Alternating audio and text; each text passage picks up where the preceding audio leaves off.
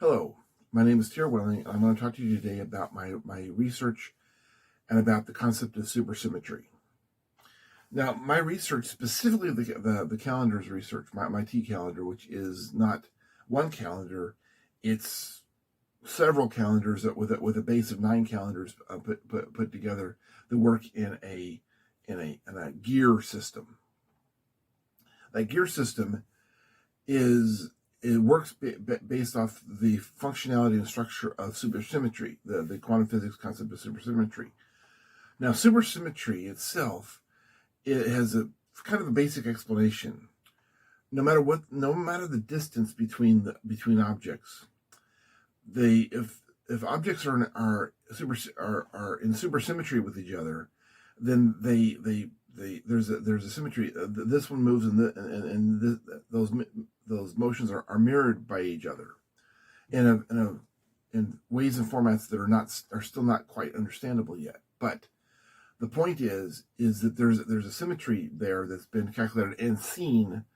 That there's been it would be assumption. The assumption is that based on other rules of motion, that the center of a galaxy and its twist, the center of a galaxy, it twists. The stuff at the center would twist at a different speed, at a different relative speed than the outermost particles.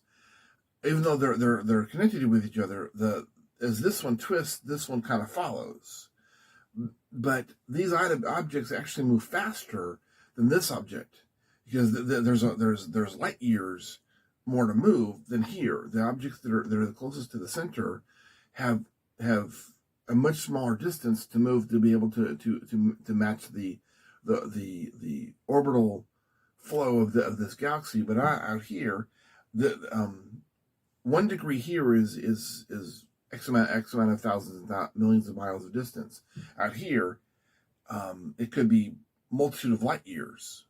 So it moves to be able to have this on a record player or something like that. The distance here is measured in a fraction of an inch, or micrometers. Out here, it's a micrometer. Out here, it's a centimeter or two. So that multiplied out to a galaxy, that symmetry means that this stuff is moving faster than this because they're in symmetry with each other, which kind of throws off C and such. Anyway, so that symmetry with each other is applied to solar systems. Our solar system, the sun, which is a star at the center of our solar system. Now, if you apply the mathematics in a linear logical format, then the sun is in master supersymmetry with all the celestial objects in its orbit. Now, from Pluto to Mercury, they're all in supersymmetry with the sun. But their movements are controlled by the individual fixed points in each one's orbit. Now, we don't know the other 7 or 8 or 1,000 other objects, the celestial objects that are in supersymmetry with the sun. There are small items. There is asteroids and such. There's comets, and there's all kinds of debris. There's also Mercury, little tiny non-electromagnetic planets, and then there's Jupiter, which is not only huge, but it's also building itself a nice heavy-duty core, because it absorbs a huge multiple tons of celestial junk every year. It absorbs so much junk that it's been calculated that the size of the overall size of Jupiter grows by a centimeter or two every year. So, and with that growth, it adds to its own individual gravity. all that particles and such go into something of its core, and which the core of it is heating up because of variety of conditions, and the core obviously has millions and millions and millions and billions of trillions of tons of celestial objects, comets and meteors and such, which have a mixture of elements with them, and all that stuff has come together, and is as Jupiter rotates, and its storms are extremely active and move at hundreds of miles an hour, according to the Earth measurements.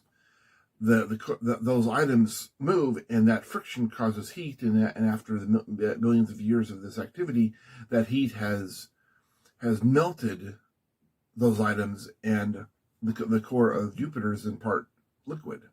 Liquid iron adds some very interesting ideas to the concept of Jupiter. Supersymmetry, there's a bunch of supersymmetry going on inside of Jupiter. Also, Jupiter's supersymmetry with the Sun. Now, what those specific numbers are, we don't know, because it hasn't been looked into and calculated. But on Earth, what we have 8 fixed points in the Earth's orbit around the Sun, which are supersymmetry points of contact, and they happen every, give or take, about 35 to 50 days. And there's 8 of them in the over the course of the year, and each of those points is a fixed supersymmetry point around the Sun. The Sun being the key point. Now, things get a little bit complicated from here, because there's 9 calendars to track per year. There is Midsummer, June 22nd, Midsummer, then Leaf, and I'm going with their European names. Other cultures have different names for these things, but you have Midsummer, Letha, then you have August 2nd, you have February 22nd, then you have October 31st, and then you come. This is supersymmetry with this one, with the last one, and the last one in this specific sequence. Midsummer and midwinter are in supersymmetry with each other. And then you have, that's midwinter, that's December 22nd, give or take 5 days. Now, those 5 days are fixed, but they're not fixed they're fixed with the Sun. They're also fixed with each other. But there's wiggle room, about 5 days of wiggle room. You don't measure the distance between the wiggle room as fixed points. You measure it as a fixed point, and then this is a fixed point, and the distances between the wobbly distance is how you calculate the supersymmetry. You calculate how okay, this one's going a little bit faster or a little slower than it did last year or in previous year sequences. Those patterns are definable. You measure to and from the 8 fixed points in the year. Again, December 22nd, February 2nd, March 22nd, Easter, then May 1st, which tomorrow is May 1st, and then you're right back to the other supersymmetry aspect, which is June 22nd. And now, if its opposite numbers are in supersymmetry with each other, that's an interesting concept to do. The is Imbolc and Lughnasadh together, is February 2nd and August 2nd is connected together, is Easter and Samhain, Easter and Easter March 22nd and February 22nd, are they in supersymmetry with each other? This is very interesting things to think out and do some calculations for. You also have Mabon. You have Mabon, Beltane. You have Beltane, which is May 1st, and then you have Samhain. Also, are they in supersymmetry with each other? Now, there's an aspect of Judaism that has Passover. Now previous to Moses' Passover, and post Moses passed over the whole red Northumberland. Interesting, because you high up on the inside of your door where you put the mezuzah, which is the Jewish copy of the Jewish prayer book or the Torah or such. You put it on the high up on the inside of the door, and you paint it with red. Well, red amber, and up north vertical, and then define your house is then protected from the forces of the divine. That's the definition of Northumberland, which translates to in Gaelic translates to why are hen ogle dd, which happens to be my ancestral name. My father's name was he had ogle in his name, and he was named given that last name because his grandmother was born. Her name was ogle, and she comes from a long line of males that go from her father back to Hastings, and that person was formed the army that was handed to William the Conqueror at Hastings, and the longbow was introduced into battle based on that ancestor's work, and handed the army to William the Conqueror, who then applied that quite successfully and did all those actions and such in order to be able to win back our ancestral land, which still bears an English version of our name, Northumberland, and its associated castles. And one of those castles is Bamberg, which used to be or is the seat of power for the British culture. The British culture and the English culture are not the same culture. They're different in almost every way: language, culture, genetic structure. The English are darker from a Roman, Latin, Mediterranean genetic structure, and the British are from a Gaelic, Celtic, semi-Celtic, Gaelic, and more Northern European culture with lighter complexions and about a foot taller, at least historically and genetically. The colloquialism about Irish and Scots are light-haired and light-eyed, either blonde or red hair, and the English are mostly dark-eyed and dark hair, and also darker complexion and 5'2" to 5'5", and historically the people who speak Gaelic, minus the interesting genetic stuff that happens over time and conquest and such. The Vikings are considered to be 6 foot, 6'6", or 6, or close to 7 footers.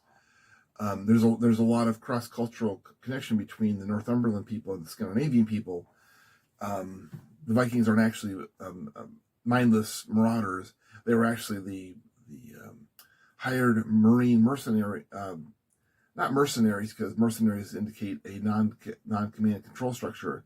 In this case, the Vikings were very, very well. Part of the Vikings were very, very strong regarding their command and control structure. Other cultures borrowed the name as a facade and did all kinds of really, really nasty stuff. But that's not the point. The point is my calendars and supersymmetry. Now, the Elder Futhark calendars, there's 8 of them. And one of the reasons why this information was erased is because the academic powers that be had such a huge problem with the cultures that are associated with my ancestors. The British and the Vikings, the Scandinavian, the pre-Roman, there's some weird stuff about Adolf and the Mongol Blue Horde, who were seriously inappropriate people, and they had some very, very interesting ideas on how to do things. The Holocaust was not the first time that those events had happened. They were just that specific name goes with the Viking, goes with the Nazis, but there's multiple times the act of genocide occurred with the Mongols, and the Mongols attacked and tried to siege Venice, which is not Vienna, which is actually not that far away from Berlin. And it also is several hundred years before, so there's a lot of cultural gap over there. But the point is that where this information went it was hidden because of political expediency and propaganda and such. But the calendars are the 8 fixed points in the Earth's orbit around the Sun are as I labeled.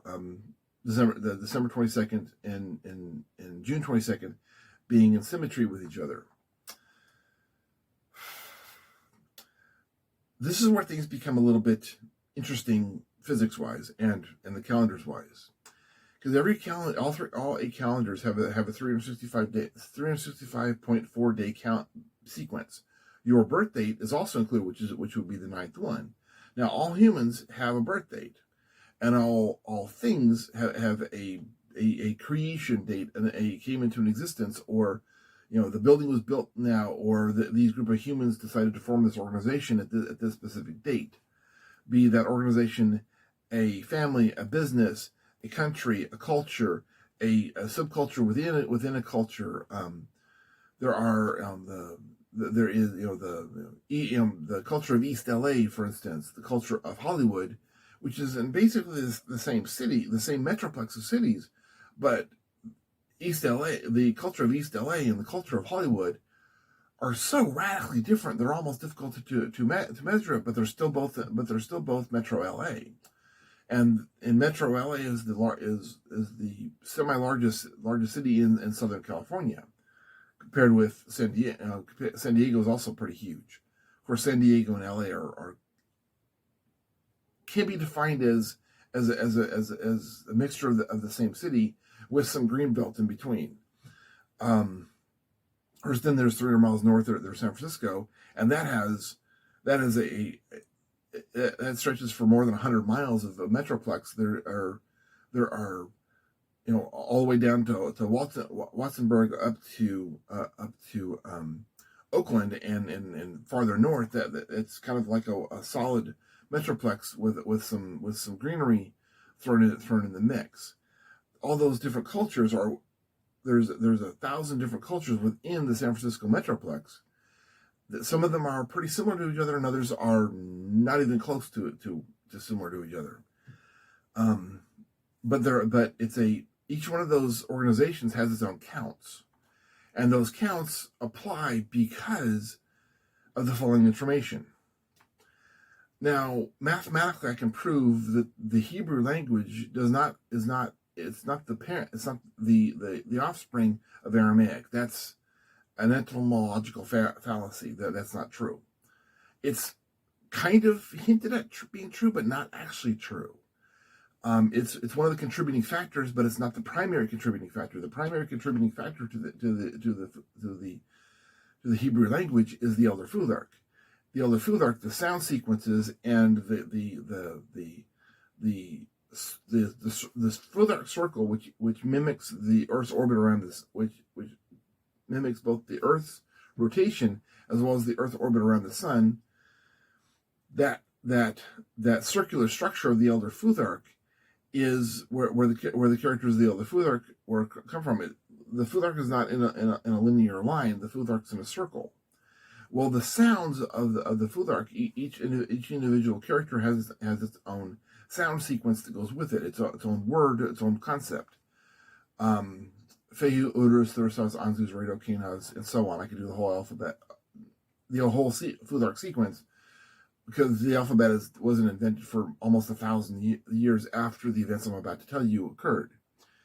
So the point is that the Hebrew language is from the Elder Futhark calendar, and the Elder Futhark calendar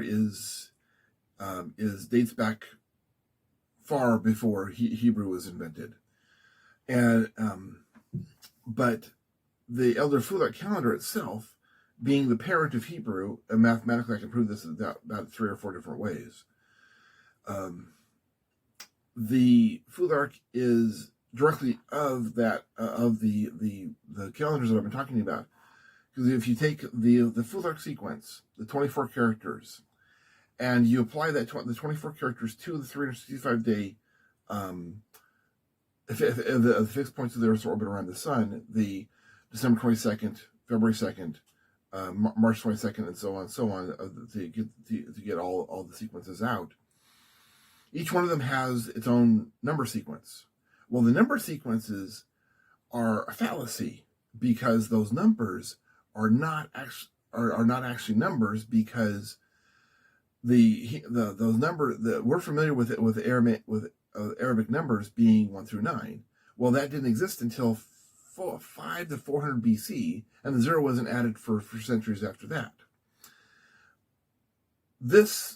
So those calendars could not have used Arabic numbers the Hebrew could not be the Hebrew calendars and association with the 8 fixed points of the Earth's orbit around the Sun could not use Arabic numbers because Arabic didn't exist yet for almost 1,000 years, sort of, kind of, about 800 years. So you have so you can't use Arabic to translate the 365.4 days. You have to use the Elder Futhark, which is a 24 number sequence. Back before Arabic, the Mediterranean, the Middle East, Northern Africa, and European cultures, those are ones I've looked up. Other cultures, those are those facts that are dealt with at a different time. Those cultures, those languages of Europe, of East Africa, the Middle East, the Mediterranean, and such, they had mathematics, because we know they had mathematics because they created the pyramids. Without mathematics, it's not possible to create the pyramids. It's not possible to create Stonehenge without mathematics. And Stonehenge is one of 1,000, 10,000, 100,000 megaliths scattered throughout Europe, and there's a few of them left in Africa, up and down the Nile.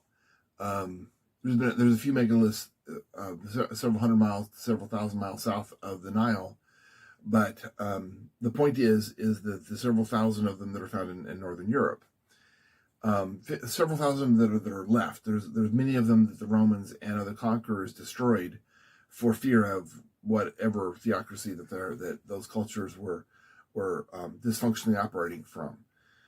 If your culture says that for you to be powerful, you have to make sure to that culture over there, you have to dispatch them all. That's not so much of a good thing. We have to be powerful, and they're challenging our power, so therefore we have to make them not be, in order to be able to maintain our power. That's not so much of a powerful culture. They're not a threat to you, so chill. The supersymmetry that I'm talking about is really complicated. It's also a reason for cultures that are threatened by technology, by scholastics, by academics, and by mathematics.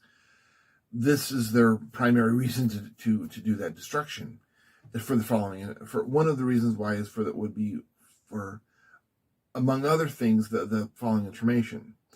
Okay, as the sun spits out its stuff, that stuff is called the solar wind. And the solar wind has both a whole lot of particles and a whole lot of electromagnetic waves within it. Now, we know, we have a much better idea of how electricity runs through a power cord, a sequence of molecules of a mineral that is highly electromagnetically conductive. And the assumption used to be that you have a molecule of, say, copper or gold or some other item that is a very, very good conductor of electricity. This electron would then get an electrical charge from the previous electron, and would come into this electron, and this electron would then pass that electrical charge to this electron, and that electron would then pass that voltage onto this, and would operate in a wave going forward. Mm-hmm. We now know that's not true.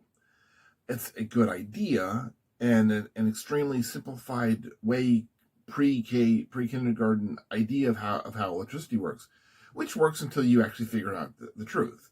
What the truth is closer to, although we don't know this as a matter of absolute fact, but mathematically and experiment-wise, we're pretty sure that this is how it works. You have the sequence, you have the string of molecules together that are highly conductive, copper, gold, so on and so forth. They operate in a molecular string, and what causes that molecular string to align is an electromagnetic force, very quantum physics type string. Think of that string as a semi-association with the Einstein-Rosen bridge. There's an Einstein-Rosen bridge built into each every molecule in the chain is Einstein-Rosen bridge connected to each other. So therefore, there's a pattern, there's a sequence within that string of molecules together, which is then has various some sort of sheaths protective around it. There's insulation layers, and then there's plastic. There used to be other materials, but now it's been plastic for a long time because it's very assorted, much more durable and less prone to have a spark that catches fire. But electrical wires have existed before the invention of electricity, so there's previous materials used before then. So you have this structure of the string of molecules that conduct electricity, and how it conducts electricity is by being in Einstein-Rosen bridge of there's billions and billions of molecules lined up together, and they line up by electromagnetic force. They line up by an electromagnetic. They're held together by an electromagnetic wave, a quantum physics type held together. So you have a power plant here that's pumping out electricity, that's pumping out lots and lots of electromagnetic waves, not necessarily molecules of neutrons, but waves of neutrons. And the thing that is affected the most strongly by an electromagnetic wave is neutrons. It kind of acts as a stair step. The wave acts as a kind of a stair step through the kind of. It's more of a it's not really a stair step. It's more of a signpost on the highway, and the highway being the bridge. An elevated highway, kind of like a elevated subway, or Seattle used to have the Alaska Way Viaduct, which was a double layered elevated highway. It's kind of like that without the highway. What holds it together is an electromagnetic bridge, which the molecules exist within that bridge. That they're kind of like the infrastructure of the bridge, but the bridge exists. It's kind of like a beach and water.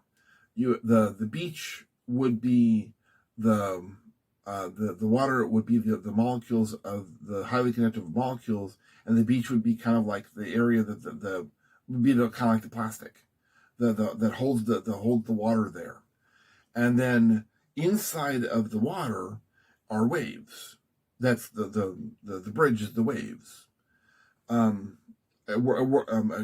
collection, an electromagnetic working together. And then inside of the wave, you could have dolphins, which happens fairly semi-frequently. The dolphins then swim through the wave. Now that's electricity. The electricity operates based off of the bridge itself, not the molecules. The molecules are more like signposts of okay that way, okay that way, okay that way. On a highway, you're entering the city of X, and you've got 4 exits. You have 4 exits on this highway, and those exits would be where you have an electrical line that splits. So it just tells the wave where to go, but it actually doesn't. It is not a stepping stone. It's more of that direction. and then you have the dolphins operate as electricity itself. Now what the dolphins are going for, if they're traveling to someplace, or they're hunting, or they're just kind of having a good time just swimming, doing whatever they're doing, that's the electricity. The dolphin is the electricity itself. So you have, and if you have a lot of the power plant that's pumping out lots and lots and lots of waves, then you have lots and lots of dolphins that are running in a line, and they're running in their pack, because the wave is not a singular thing. A wave is very much how dolphins swim, which is similar to how geese geese, as an example, they swim in a wedge.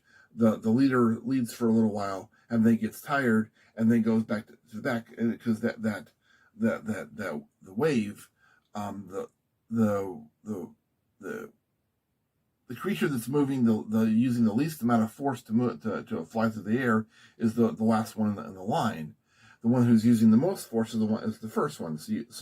And then as the leader goes back, the next one in charge becomes the leader, and then the one who needs the most rest is at the back, and then they slowly move forward until he becomes that one becomes the leader again, and then after an hour or so of flight, or X amount of minutes of flight, that one then goes to the back.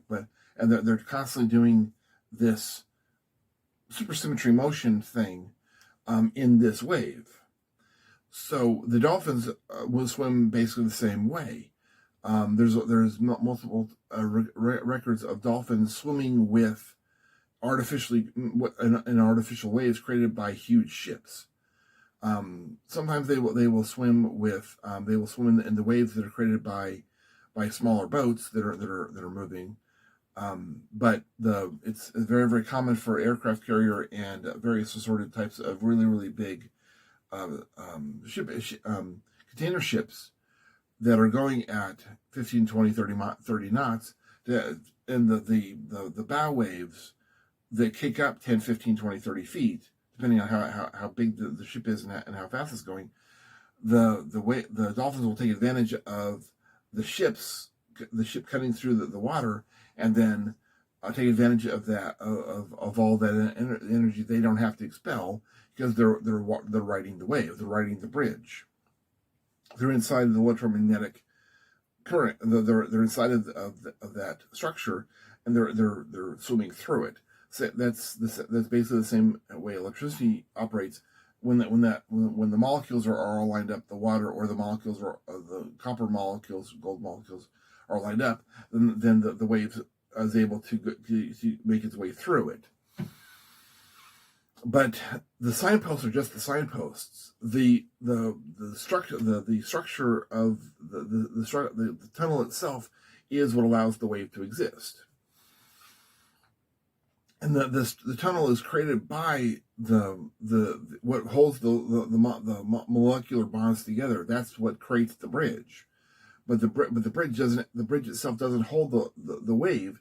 The wave is itself a thing that just uses the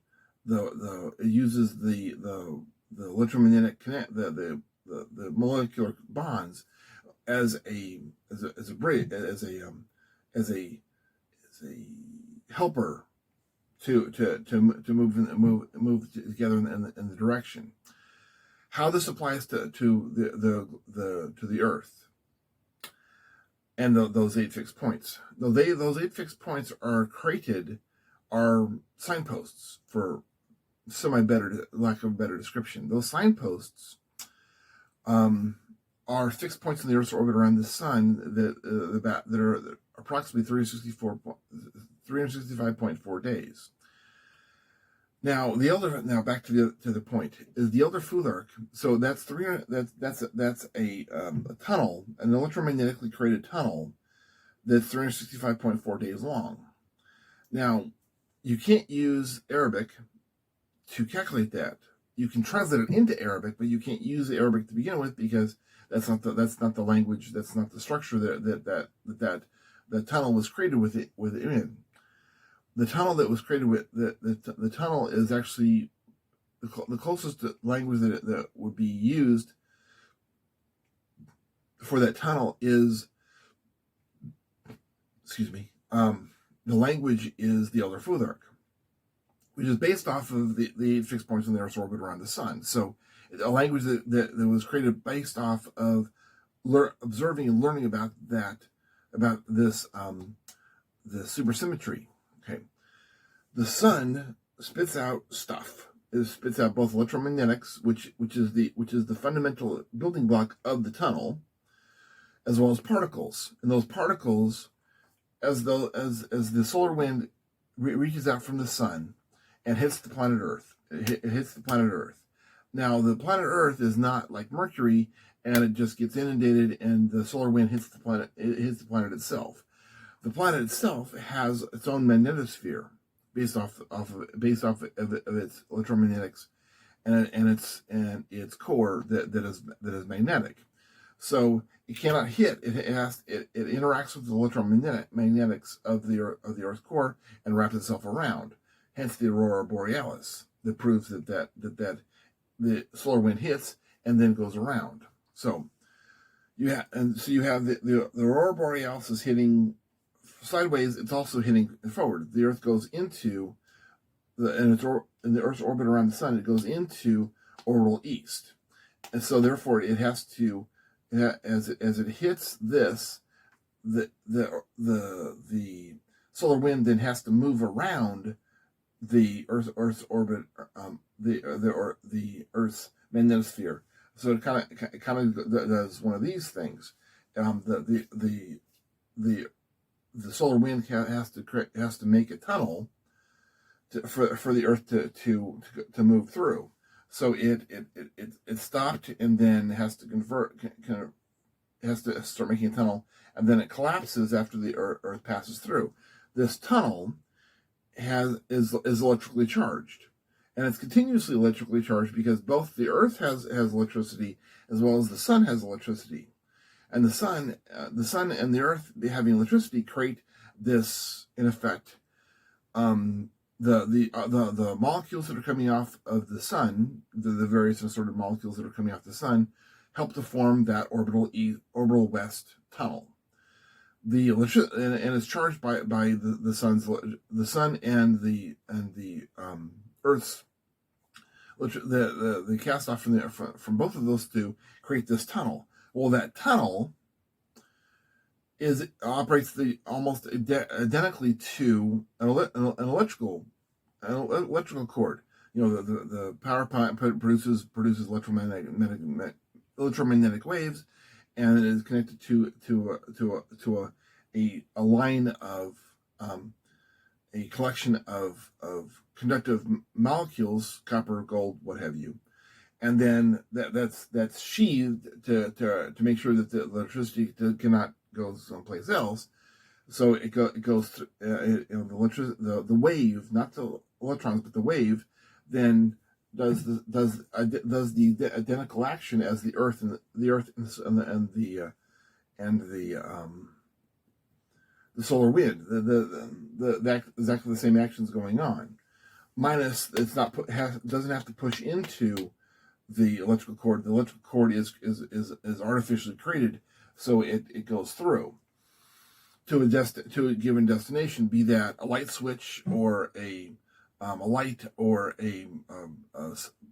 appliances in your home or what have you. It doesn't matter. Wherever where this wave then hits, and that wave then activates the electrons connected to that item, and the electrons then act as the same bridge, and then interact with the molecules, and then create either light or makes the motor work.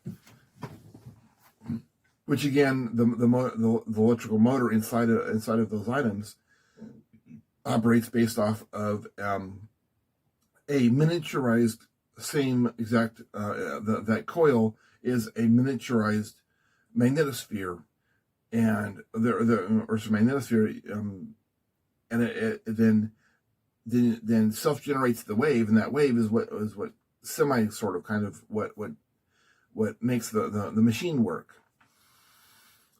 Way complicated. That's physics, quantum physics into mechanical engineering. Things can become a little complicated at this point. So, the Earth's orbit around the sun, and back to those fixed points. How they apply to you is that you take the Elder Futhark and those 365.4 days, and instead of using Arabic numbers 365.4, you have to use the Elder Futhark, and that sequence of sounds that are characters that are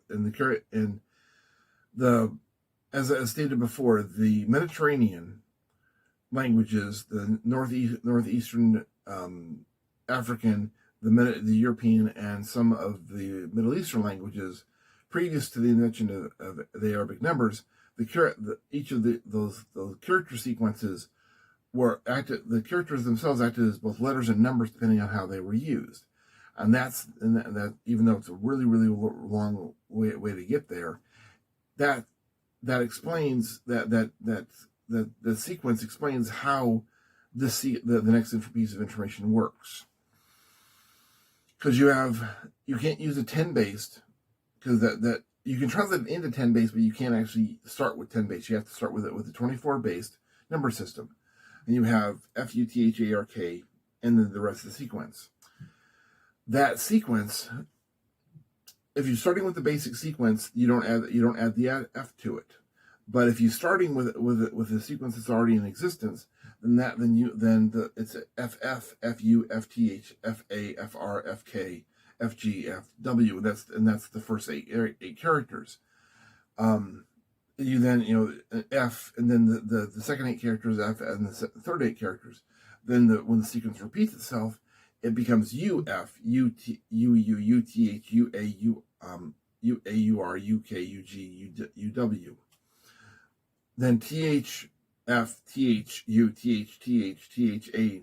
Okay, and that allows for that sequence of the character sequences to create a letter sequence, which allows for the creation of words, because you don't have one sequence of 365.4, you have 8, not counting your birthday, not counting the creation date of whatever. United States formed. The Declaration of Independence was signed on July 4th, 1776, but it was written July 3rd. It was finalized July 3rd, and they had to rewrite. They had to have the printers that night rewrite it, and the next day they signed it. But it was actually finalized on the 3rd, after 3 years of arguing. Well, the day that the delegates came to Philadelphia to start arguing about the Declaration of Independence, which was a fictional idea at the time. When they first got together, they had no idea they were going to end with the Declaration of Independence.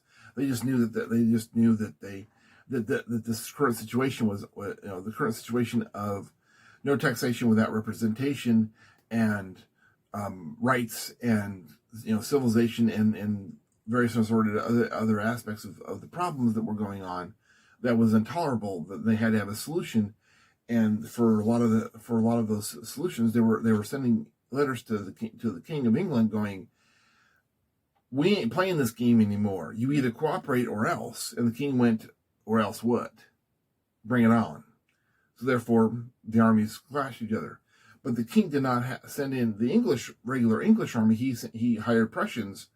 Well, the Prussians went, "We'll handle this. We'll take care of this. Get out of the way, England."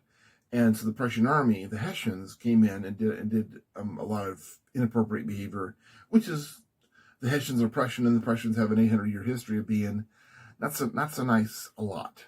The Prussians are actually responsible for the Holocaust, but they did a subsidiary of the subsidiary of the subsidiary of the subsidiary of the subsidiary. The Prussian army. Adolf Hitler and his Third Reich the Third Reich is a offshoot of the Free Corps. The Free Corps is an offshoot of the Prussian army. The Prussian army is an offshoot of the Prussian government. The Prussian government is an offshoot of the Prussian emperor. So you have subsidiaries, and then this guy takes all the blame, but this guy's responsible. This guy and these people and this organization and the command and control of this is responsible for his actions. Although he gets all the blame, he's number 5 in the list of people who are responsible for it. But that gets into some pretty heavy duty propaganda and some heavy duty other stuff involved with it, and it's both great and kind of crappy at the same time, because the Holocaust is an extension of the slave trade, and the slave trade in part was what the American Revolution was based off of, which the American Revolution, the founding fathers argued for more than 18 months about the events of the Salem witch trials, which there were three primary witch trials in Salem, the 1642, 1660, and 1690. These are the most famous ones, but these two are actually far more nasty, many times more nasty. Less than 50 people were dispatched, hundreds if not thousands, and also hundreds if not thousands. And this one, in the 1660 trials, virtually the entire field of Gothic horror was created in order to be able to tell the hidden clandestine stories that occurred. There's a school that was destroyed, erased from existence, and that the building was destroyed. The property was then seized and sold to the Tucker family, who then built the House of the Seven Gables, which the House of Seven Gables was purpose-built in order to be able to be a reflection of the Roman Forum, for some weird, interesting, funky reasons that are associated with the Phil Society and the Prussian Phil Society, and it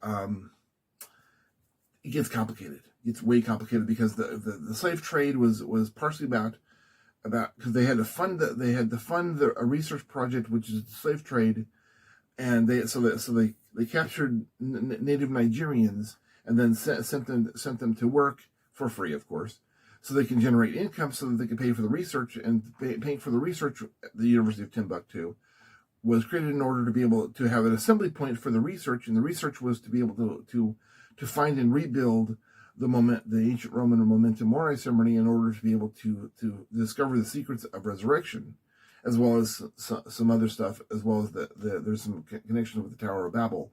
And this is what the Prussians were aiming at. That's what they wanted to do, because they captured the scholars and made them tell their stuff, and made the people who didn't know anything, okay, you're going to go off and work to make sure that we have the funding to be able to pay for the infrastructure to be able to get that, to make those scholars talk. And if they don't talk, then we're going to go generation upon generation upon generation to make those scholars talk. And if they don't, then we'll just find more scholars and make them talk. And if they don't talk, and repeat for centuries. The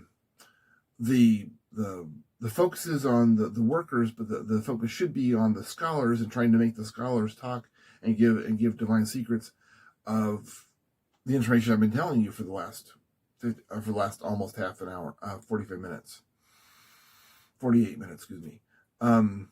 But those 8 fixed points in the Earth's orbit have numbers associated, and those numbers are not necessarily numbers; they're characters. They can be both numbers and letters at the same time.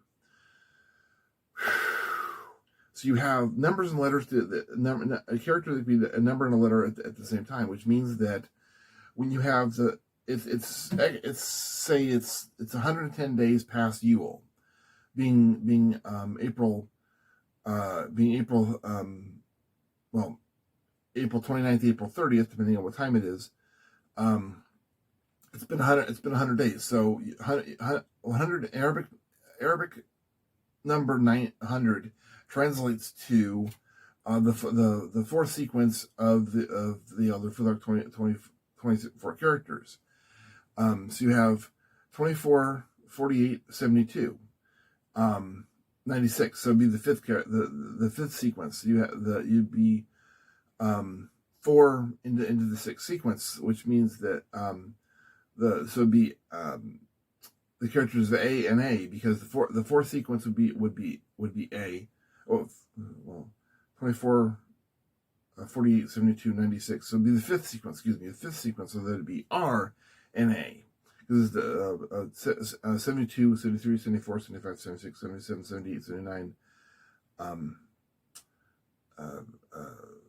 79, 90, 96, 97, 98, 99, 100. So you have the fourth sequence of the four. So you have A, R, and A. Dyslexia is sometimes a bear to deal with. As I triple flipped.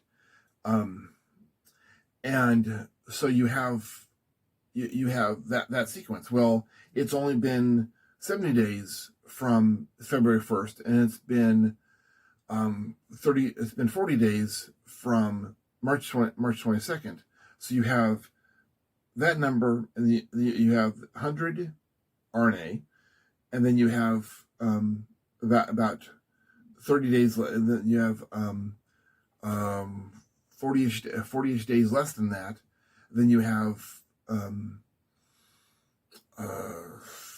45, 50-ish days less than that, and then you have it was a little over 30 days ago that about 40-ish days ago that March 22nd occurred. So you have those numbers translate to letters.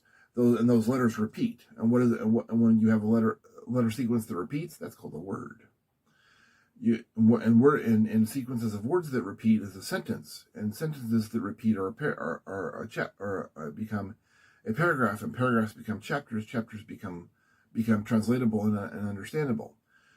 You have 8 of those, and but not only do you have the 365.4 forward count, you have backwards count.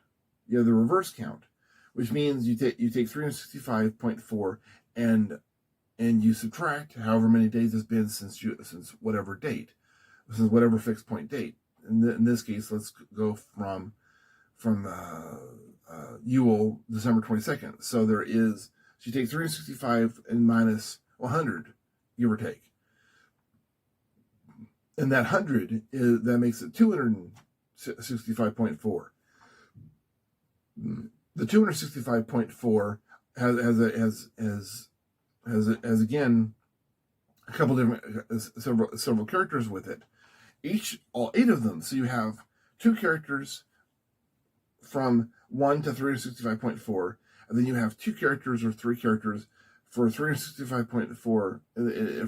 This is 1, 365, 364, 363, 362. You count down to 1. So you have 4 characters times 4 characters, and then there's 8 of those sequences. So although those 8 sequences, you got 4 times 8 characters, and that doesn't count your birth date, or that doesn't count the birth date of when your culture formed, or when your city was founded, or when your state or your county or the region of an area that you live in. For instance, I live in the Pacific Northwest. At least right now, I've been here for about 8 or 9 years in the Pacific Northwest. Well, the Pacific Northwest formulated at X point. I've also lived in Ohio, which is part of 3 or 4 or 5 different collection sequences. I've also lived in Florida, which also has its own interesting sequences. When it left and became part of the Confederacy, when it rejoined the Union, when it was owned by Spain, when it was owned by Britain, when it was owned by the American government, when it was owned by the Confederacy, when it was owned by the American government. It's part of the South. It's also its own isolated little thing. There's also a pocket of the Confederacy still within it, because St. Cloud was not founded by, but right after the Civil War, a lot of Confederates went to St. Cloud and built a new life. So therefore, there's a little Confederacy in St. Cloud, which is still highly active. The KKK Cafe is there and doing just fine as a business, despite the fact that they were about 30 years ago forced to 35, 40 years ago were forced to desegregate. There used to be nobody other than white guys were invited into the place. Now anybody can go in, but it's not exactly a welcome situation there.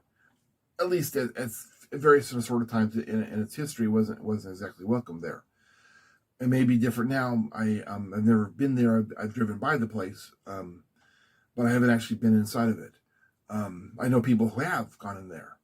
Um, the I know several people who frequented that cafe over a long period of time. I knew them for a very short amount of time, only a couple of years. This was 10 years ago. All those dates have associated numbers, and those numbers translate to the Futhark letters, and those Futhark letters create a story of your life. This entire point is the story of your life. Now, back to the supersymmetry aspects. As the Earth passes through the solar wind, it creates an orbital west, and it creates a power line orbital west, and that orbital west power line contains the electromagnetic memory of what the planet was doing at the time, and the electromagnetic creatures on the planet added to the electromagnetics of the planet that was broadcasted out and was then saved by the solar wind orbital west. So when you combine that stuff, you also have the infrastructure of those 8 fixed points, and those 8 fixed points create kind of it's kind of like having 8 bridges, 8 separate bridges within the larger infrastructure of the bridge, the solar wind itself. The solar wind, the bridge was created by the Earth pushing through it, but that solar wind also then collapsed a little bit, and condensed itself a little bit. But that bridge is still there, and that bridge can be identified in red, based on from the past events that have happened, because it's all electromagnetic. So you can, technically speaking, use really powerful magnets and an electromagnetic wave to communicate and read the corkscrew that is that pattern, because the sun has its own orbit, and because the sun itself moves, as the sun moves in its orbit, the Earth rotates around the sun in that orbit, in the sun's orbit, not just the Earth's orbit. Well, this corkscrew of the Earth's orbit, that can be identified in red and electromagnetically red, because it still contains a lot of electricity in it, because the sun's still pumping out electricity, and we know that the electricity and the waves that the sun pump out continue to power that, as well as the electromagnetic waves that the orbital western corkscrew from the Earth is also powered by all of the other stars that are in the galaxy, that are also pumping out electricity at various assorted waves and sequences, and that still that continues the amount of electricity that is contained in that orbital west, the Earth's orbital west power line corkscrew. But those 8 fixed points, they create their own bridge, and that bridge, and those bridges within this larger bridge are kind of like lanes of traffic, but the lanes of traffic do a gears interplay, because right now we're tomorrow is Beltane May 1st. The time of Beltane, the influence of Beltane, that bridge is primary. So those letters are primary right now. The letters that are to the left are the past, and those letters to the left that are past are the letters associated with Easter, because and you identify those seasons by the following equation. You take the very second of one of the fixed points. You take the very second of the next fixed point. You then take the very second of the third fixed point, doesn't matter which one, and between this point and this point, there's an exact second between here and here. This second, starts this time sequence. Well, then you have the exact second between here and here, and that exact second becomes the time frame of this the time frame of this of this fixed point is between this the first fixed point, the second fixed point, the third fixed point. The exact second between these 2 points, exact second between these 2 points is this. The exact second between these 2 points is this. So you have these 2 points are where these letters are primary. These letters are to the left, and these letters are to the right by 1 step. 2 steps. Two steps that way is the point that's after this one. 2 steps back is the point that's before this one. There's a primary. There's 3 this way and 3 that way, and then the 8th one is cut in half. Half of the counts are forward, are count 4 forward, and half the counts are the 4th count backwards. But this is only 180 some days. This is 180 some days. 365, 360. So you have the 4th one is cut in half. Half of it's in front, half of it's behind, because as this one as time travels, every day that this travels forward, this one loses a day and this one gains a day on that 4th count. That applies to you the same exact way. Your birth date is the fixed point. Whatever sequence you were born into, whatever the primary was, is associated. Your counts are associated with that primary count. So you add your letters to this. So how old are you? How many days has it been since your birth date? How many days till your next birth date? And the people, how long have you lived where you're living? How long have you been in your current job? How long have you known the people around you? How old were your parents when you were born? What city were you born in? What state were you born in? What county? All those numbers, letters become part of your counts, become part of your story. That story is created based off of those 8 fixed points in that